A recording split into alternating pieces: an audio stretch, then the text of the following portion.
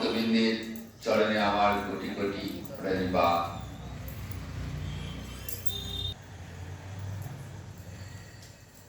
শুভ একাদশী ব্রত, পুত্রদা একাদশী।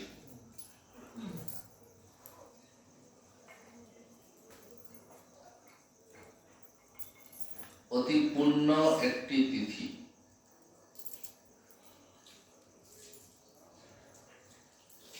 বৈষ্ণব ভক্তবৃন্দের কাছে আজকের দিনটি অতি পুণ্যের।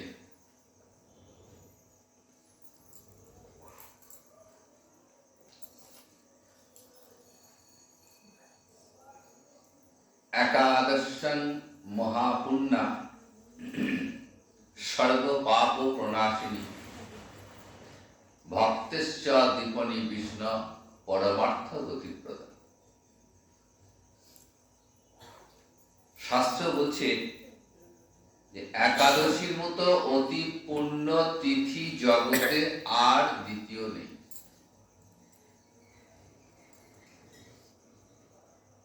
যত ব্রত আছে, যত তিথি আছে, তার মধ্যে সর্বশ্রেষ্ঠ হলো এই একাদশী ব্রত। এই একাদশী ব্রত পালনের পর আর অন্য কোন ব্রত পালনের প্রয়োজন হয় না।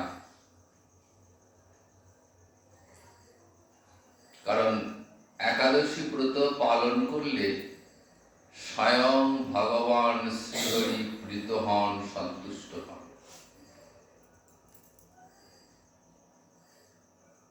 আর শ্রীহরি প্রীত বা সন্তুষ্ট হওয়া মানে সমগ্র জগৎ সন্তুষ্ট। তস্মিন তুষ্টে জগৎ তুষ্ট, প্রণীতে প্রণীতং তথা।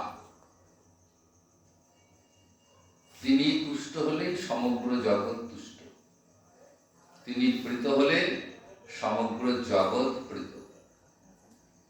সুতরাং যে তিথি বা ব্রত পালন করলে ভগবান শ্রীহরি প্রীত হন, সেই তিথি পালন করলে আর অন্য কোন তিথি পালন না করলেও চলে। এই একাদশী তিথির আর এক নাম হচ্ছে হরিবাসর তিথি বা মাধব তিথি। বাসর শব্দের অর্থ হল দিন।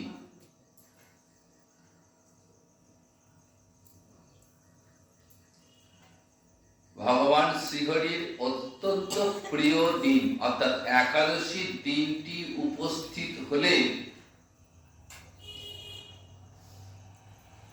ভগবান শ্রীহরি অত্যন্ত প্রীত হন।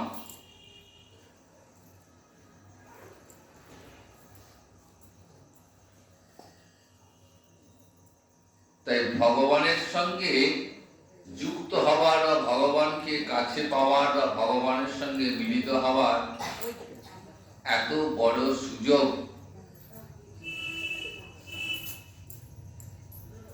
আর কোথাও পাওয়া যাবে না। যে ব্যক্তি নিষ্ঠার সঙ্গে হরিবাসর পালন করেন, মাধব তিথি বা একাদশী ব্রত পালন করেন,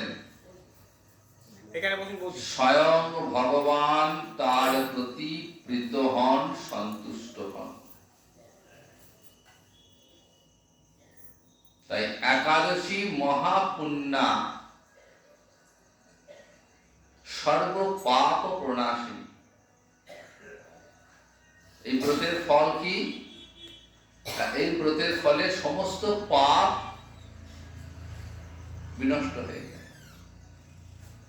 এই একটা মাত্র ব্রত আছে, যে ব্রত পালন করলে আমাদের জ্ঞাত বা অজ্ঞাত যে পাপ সকল থাকে, সেই পাপ খণ্ডন হয়ে যায় এই একটা মাত্র ব্রত পালনের দ্বারা। ভক্তেশ্ব দীপনি বিষ্ণু পরমার্থ গতিপ্রদ। ভক্তেশ্চ দীপনি বিষ্ণু, হৃদয়ে হরিভক্তির উদ্দীপন ঘটায়।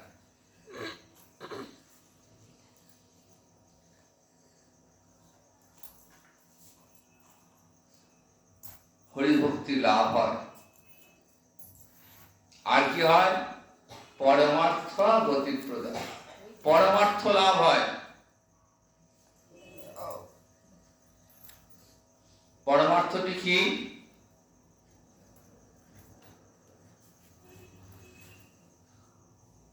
কৃষ্ণ চরণে মতি লাভ। ধর্ম, অর্থ, কাম, মোক্ষ, এই চারটি পুরুষার্থ ছাড়াও আরেকটি পুরুষার্থ আছে, সেটি হলো পঞ্চম পুরুষার্থ। এই পুরুষার্থটি হলো কৃষ্ণ চরণে কৃপা লাভ। তাই পরমার্থ দান করতে পারে, একাদশী ব্রত পরমার্থ দান করতে পারে।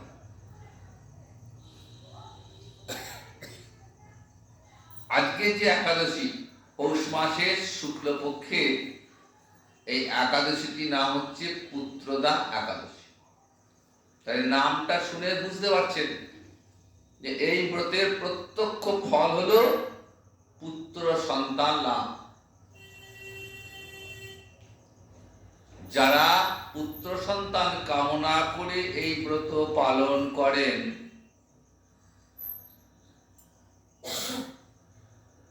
তারা পুত্র সন্তান লাভ করতে থাকে।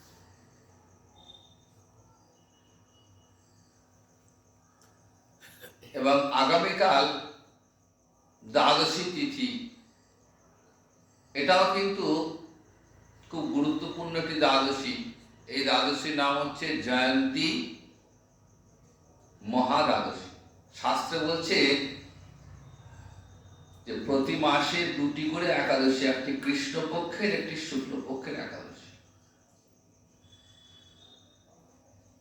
এই একাদশী গুলি ছাড়াও 8টা মহাদ্বাদশী রয়েছে।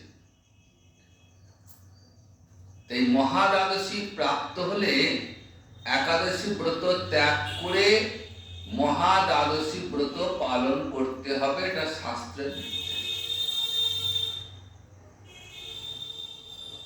কিন্তু সনাতন গোস্বামীপাদের হরিভক্তি বিলাসে এই 8টা মহাদ্বাদশী কথা বলা আছে। আবার এই হরিভক্তি বিলাসেই এই মহাদ্বাদশী পালনের একটা বিচারও দিয়েছেন, যে কিছু কিছু ক্ষেত্রে মহাদ্বাদশী প্রাপ্ত হলেও সেটা পালন করা যাবে না। এখন এই পুত্রদা একাদশী, তারপরে জয়ন্তী মহাদ্বাদশী, এই দুটো তিথি নিয়ে ভক্তদের মধ্যে একটা সংশয় তৈরি হয়েছে। অন্তত এই 3-4 দিনে বহু ভক্ত ঠিক করে উঠতে পারছেন না যে আজকে একাদশী ব্রত করবেন না কালকে মহাদ্বাদশী ব্রত পালন করবেন। বিভিন্ন জনা বিভিন্ন রকম মতামত দিয়ে দিচ্ছেন। কেউ বলছেন কালকেই পালন হবে, আজকে একাদশী যেহেতু মহাদ্বাদশী, তাই এই মহাদ্বাদশী প্রাপ্ত হলে একাদশী ত্যাগ করে মহাদ্বাদশী ব্রত পালন করতে হবে, শাস্ত্রের বিধান। তো যারা বলছেন তারা ভুল বলছেন না, ঠিকই বলেছেন। নিয়ম অনুযায়ী মহাদ্বাদশী প্রাপ্ত হলে একাদশী ব্রত ত্যাগ করে মহাদ্বাদশী ব্রতই পালন করা কর্তব্য। কিন্তু একটা সূক্ষ্ম বিচার এখানে রয়ে গেছে, সেটা হয়তো সকলের জানা নেই। কারণ শাস্ত্রে কিছু কিছু এমন সূক্ষ্ম বিচার থাকে যে শাস্ত্রটা খুঁটিয়ে না পড়লে বোঝা যায় না, নিজের মন গড়া কিছু বলা যায় না। আমার নিজের মনে যা মনে হলো, খুশি হলে বলে দিলাম, এরকম ভাবে কিন্তু কিছু হয় না। আর বর্তমান যুগে সোশ্যাল মিডিয়াতে বুঝতেই পারছেন, একটু ভুলভাল বললেই সঙ্গে সঙ্গে একদম ছেঁকে ধরুন।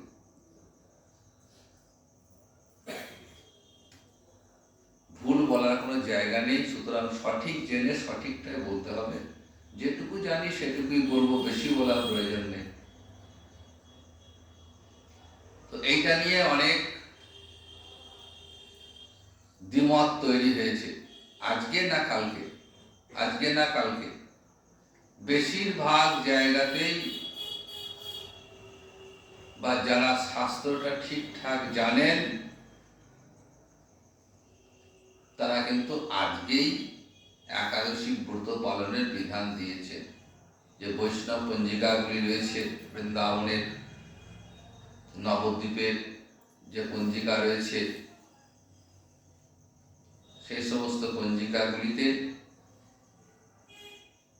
বৈষ্ণব ব্রত তালিকা, সেই বৈষ্ণব ব্রত তালিকায় কিন্তু আজকেই একাদশীর উল্লেখ রয়েছে। 25শে পৌষ, ইংরাজি 10ই জানুয়ারি পুত্রদা একাদশী ব্রত পালন পরের দিন 7:42-এর মধ্যে। এ বিষয়ে কোনো দ্বিমত নেই। দ্বিমতটা হচ্ছে যে একাদশীটা আজকে করব না কালকে করব, কাল করব। দেখুন, হরিভক্তি বিলাসেই এই 8টি মহাদ্বাদশী প্রাপ্ত হলে সেই ব্রত পালনের নির্দেশ দেওয়া আছে। আবার হরিভক্তি বিলাসে সেখানে এক জায়গায় খুব সূক্ষ্ম বিচার রয়েছে, যেখানে পরিষ্কার বলছেন যে যদি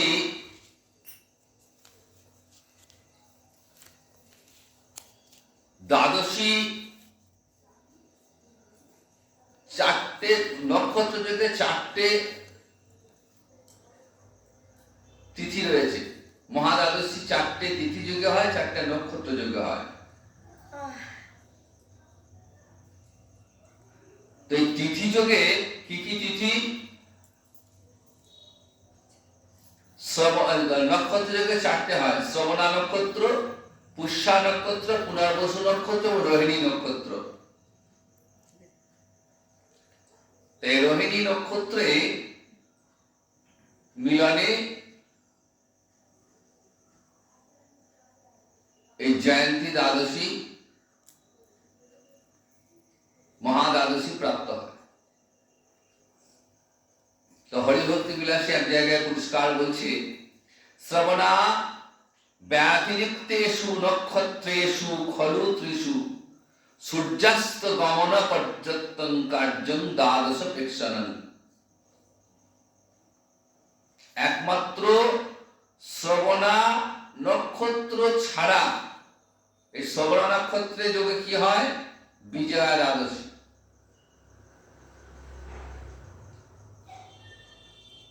বিজয়া মহাদ্বাদশী, এটাকে বলা হয় বামন দ্বাদশী, অর্থাৎ বামন দেবের আবির্ভাব তিথি। এই শ্রবণা নক্ষত্র 1.5 প্রহর পর্যন্ত থাকলেই মহাদ্বাদশী পালিত হবে। এছাড়া জয়া,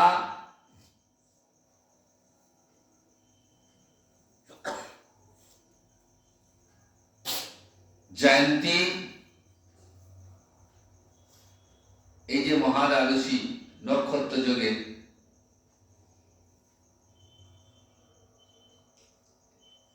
এক্ষেত্রে বিধান বলছে শ্রবণা ব্যতিরিক্তেষু নক্ষত্রেষু খলু ত্রিষু।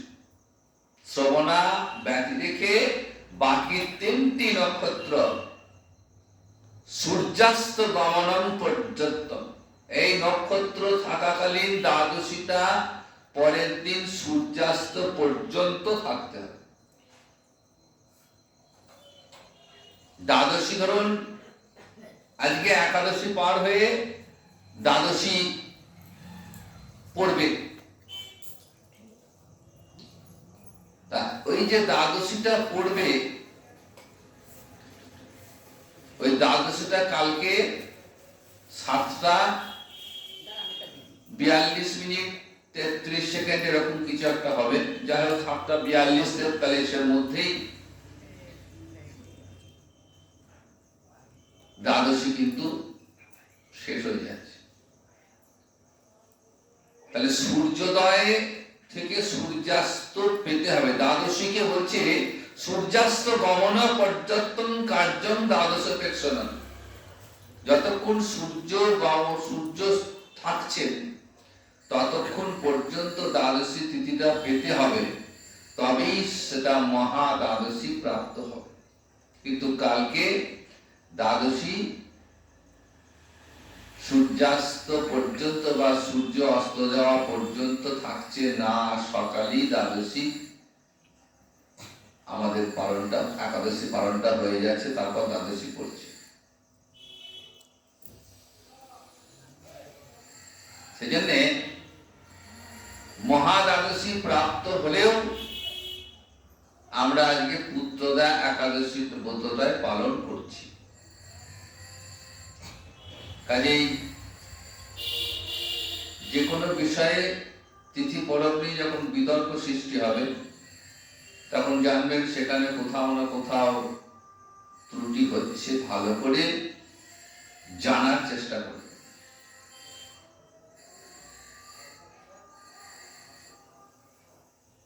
তো 8টি মহাদ্বাদশী প্রাপ্ত হলে যেমন একাদশী ত্যাগ করে দ্বাদশী পালন করতে হয়, মহাদশী পালন করতে হয়, আবার একাদশী ক্ষেত্র সেরকম বিদ্যা একাদশী পরিত্যাজ্য সর্বদা। বিদ্যা মানে একাদশীর আগে যদি দশমী বিদ্যা হয়, অরুণোদয় যদি দশমী স্পর্শ থাকে, প্রত্যেকটা তিথির মান হচ্ছে 60 দণ্ড। একাদশী তিথির মানটা একটু বেশি, 64 দণ্ড।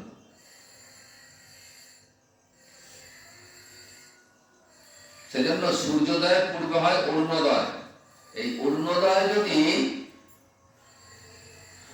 দশমী স্পর্শ থাকে তাহলে সেই দিন কিন্তু আর একাদশী ব্রত পালন হলো না, বৃদ্ধা একাদশী।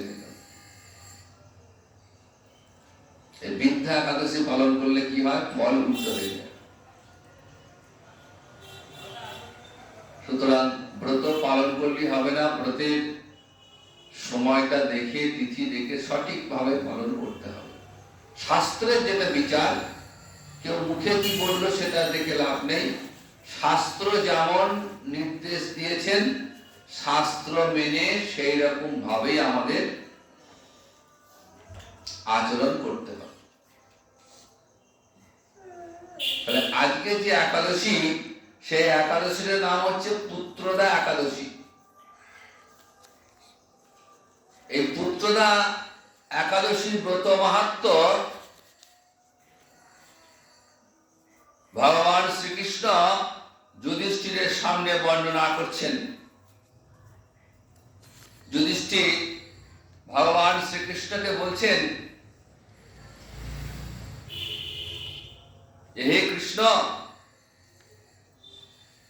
পৌষ মাসের শুক্লপক্ষের যে একাদশী, সেই একাদশীর নাম কি? এই একাদশীর কি বিধান রয়েছে এবং ওই একাদশীর দিনে কোন দেবতার পূজা করতে হয়? তো আপনি কৃপা করে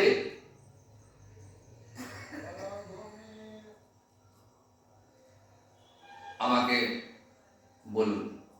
তখন ভগবান শ্রীকৃষ্ণ বলছেন, মহারাজ, পৌষ মাসের শুক্লপক্ষে যে একাদশী, সেই একাদশীর নাম হলো পুত্রদা একাদশী। এই একাদশী পালন করলে কি হয়? বললেন, সর্ব পাপ নাশিনী ও কামদা। এই একাদশীর অধিষ্ঠাত্রী দেবতা হলেন সিদ্ধিদাতা নারায়ণ।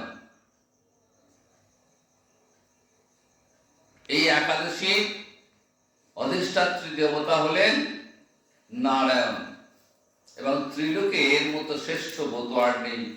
এই ব্রতকারীকে নারায়ণ বিদ্বান এবং যশস্বী করে তোলেন। এখন আমার কাছে এই ব্রতের মাহাত্ম্য শ্রবণ করো। ভগবান শ্রীকৃষ্ণ বলতে শুরু করলেন, ভদ্রাবতী পুরীতে সুকেতুমান নামে এক রাজা ছিলেন।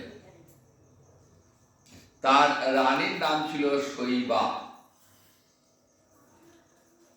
সুখী দম্পতি, প্রচুর রাজৈশ্বর্য, প্রজাবৎসল, কিন্তু রাজার কোনো পুত্র সন্তান নেই।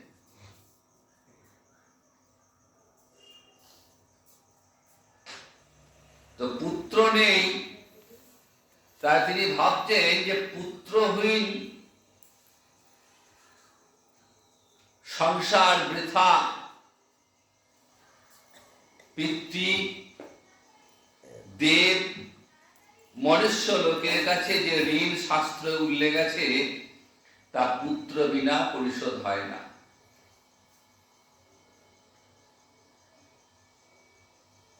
তো আমার তো পুত্র নেই,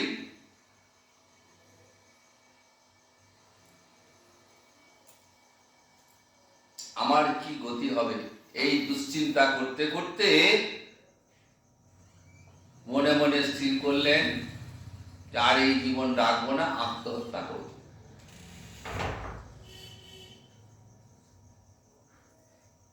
কিন্তু শাস্ত্রজ্ঞানী রাজা পরক্ষণে চিন্তা করলেন যে আত্মহত্যা তো মহাপাপ। কেন মহাপাপ?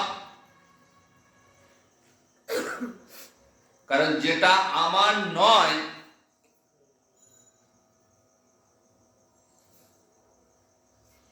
তার উপর অধিকার ফলানোর অধিকার আমার নেই।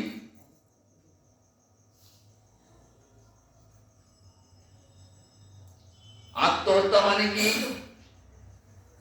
নিজেকে হত্যা করা। তাহলে আমার নিজের কোনটা আছে? এই দেহটা কি আমার নিজের? এই দেহটা আমার নিজের নয়, এটা প্রকৃতির দান, পঞ্চভূতের বিকার। দেহের মধ্যে যে আত্মা, সেটা কি আমার? সেই আত্মাটি হলেন পরমাত্মার অংশ। তাহলে আমার যেটা নিজের নয় তাকে হত্যার অধিকারও আমার নেই। এটা সবাই বুঝবে না। যারা শাস্ত্র জানে তারাই একমাত্র জানবে। যারা আত্মহত্যা করে তাদের মতো মহাপাতকী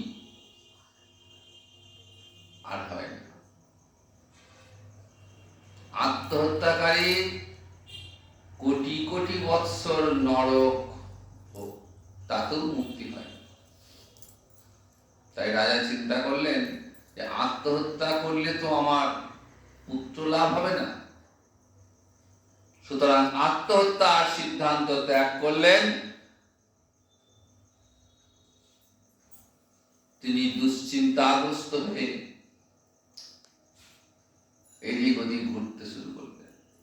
ঘুরতে ঘুরতে ঘুরতে ঘুরতে একদিন একটা নিবিড় বনের মধ্যে প্রবেশ করেছেন। সারাদিন বনে ঘুরছেন, ঘুরতে ঘুরতে ক্ষুধা তৃষ্ণায় ক্লান্ত হয়ে পড়েছেন। তো বনের মধ্যে একটা সুন্দর সরোবর দেখতে পেলেন এবং সেই সরোবরের কাছে একটা মুনিদের আশ্রম ছিল। তো রাজা সেই সরোবরের কাছে পৌঁছে দেখলেন মুনিরা সব বেদ পাঠ করছেন। মুনিদের চরণে দণ্ডবত প্রণাম করলেন। মুনিরা সন্তুষ্ট হয়ে রাজাকে বলছেন যে আমরা আপনার প্রতি সন্তুষ্ট, তা বলুন আপনার জন্য আমরা কি করতে পারি। তখন রাজা বলছেন আপনারা কে এবং এখানে আপনারা কি করছেন? তখন মুনিরা বলছেন মহারাজ, আমরা বিশ্বদেব নামে প্রসিদ্ধ জগতে। এই সরোবরে স্নান করতে এসেছি এবং আজ থেকে 5 দিন পরে মাঘ মাস শুরু হবে। আজকে একটি বিশেষ তিথি, তার নাম পুত্রদা একাদশী তিথি। পুত্র দান করে বলে এই তিথির নাম পুত্রদা। রাজা জানতেন না, মুনিদের মুখে শুনে অবাক হয়ে গেলেন। বললেন, আমার তো কোনো পুত্র সন্তান নেই, আমি অপুত্র এবং পুত্র কামনার জন্য আমি অধীর হয়ে পড়েছি। তাহলে বলুন আমায় কি করতে হবে? তখন মুনিরা বললেন, আজকের এই পূর্ণ একাদশী ব্রত আপনি পালন করুন।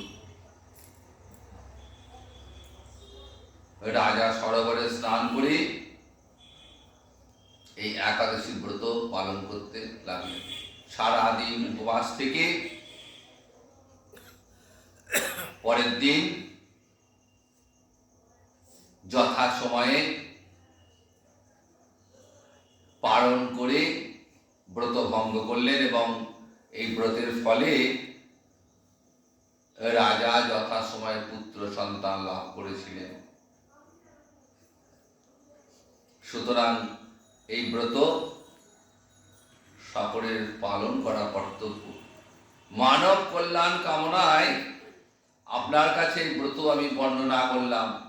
শ্রীকৃষ্ণ যুধিষ্ঠিরকে বলছেন, নিষ্ঠা সহকারে যারা এই ব্রত পালন করবে তারা পুত নামক নরক থেকে পরিত্রাণ লাভ করবে। পুত নামক নরক থেকে পরিত্রাণ লাভ করবে। আর এই ব্রত কথা শ্রবণে অগ্নিষ্ঠম যজ্ঞের ফল লাভ হয়। ব্রহ্মাণ্ড পুরাণে এই মাহাত্ম্য বর্ণনা করা হয়েছে।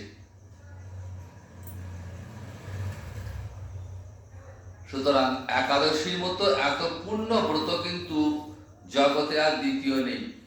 যে একাদশী ব্রত পালন না করে অন্য ব্রত পালন করে, সে হস্তস্থিত রত্ন ফেলে মাটির ঢেলা কুড়িয়ে নেয়।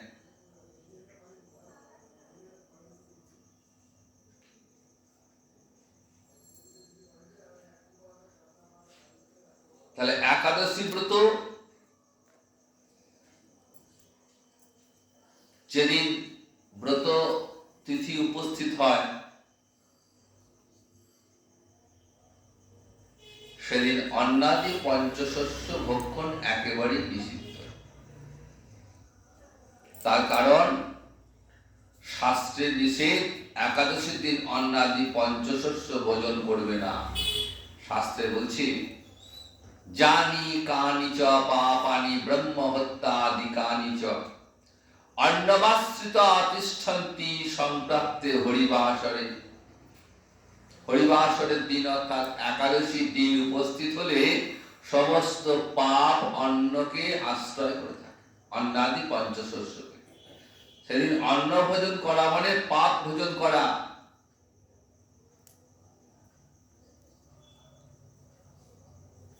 এমনকি গোবিন্দকে নিবেদিত অন্ন গ্রহণ করা যাবে না যারা একাদশী ব্রত রক্ষা করে। ভগবানের তো একাদশী নেই, ভগবানকে তো নিত্য সেবা দান করতে হয়, ভগবানের জন্য অন্ন প্রস্তুত করতে হবে, ভগবানকে দান করতে হবে, কিন্তু ওই প্রসাদী অন্ন সরিয়ে রাখতে হবে। পরের দিন ওই অন্ন দিয়ে ওই মহাপ্রসাদ মুখে দিয়ে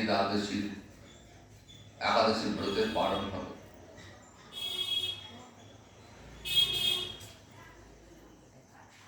স্বয়ং মহাপ্রভু নিজ জননী শচী মাতাকে একাদশীর দিন অন্ন ভক্ষণ করতে নিষেধ করেছিলেন। তাহলে একাদশীর দিন কি গ্রহণ করা যাবে? পঞ্চশস্য ব্যতি রেখে একাদশীর বিধান হচ্ছে উপবাস, নিরাহার।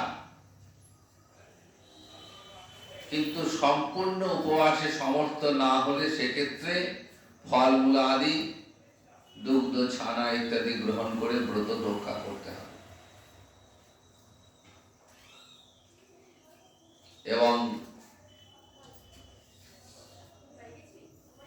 ভগবান শ্রীহরির সঙ্গে